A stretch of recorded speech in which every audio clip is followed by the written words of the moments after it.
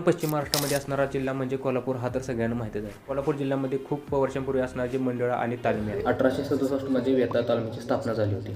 तर वेताळ तालमीचं नाव अख्ख्या कोल्हापूरमध्येच नाही तर अख्ख्या महाराष्ट्रामध्ये नाव गेलं होतं, नाव गाजलं होतं. ते सण आलं होतं. मंडळाच्या कार्यकर्त्यांची अशी मागणी होती की यावर्षी मोठा साऊंड आणायचा. वर्षीचा असणारा हा साऊंड सगळ्यात मोठा असणारा कोल्हापूर, सांगली, मिरज आणि बेळगाव या ठिकाणी मोठमोठे असे साऊंड होते, जसे की बिळाची साऊंड, शरद शहा साऊंड आणि भोसले साऊंड असे वेगवेगळे असे साऊंड होते. तर या साऊंडची क्रेज त्यावेळी खूप अशी होती. 6 सप्टेंबर 2006 याच दिवशी गणेश विसर्जन होणार. साऊंड बाहेर काढत साऊंड सेटअप लावण्यासाठी सुरुवात झाली. साऊंडवर साऊंड ठेवायची चालू झाले. 1 लेअर 2 लेअर 3 लेअर असे करत म्हणजे सारखे दिसणारे लाईट जोडण्यात सेटअप रेडी झाला.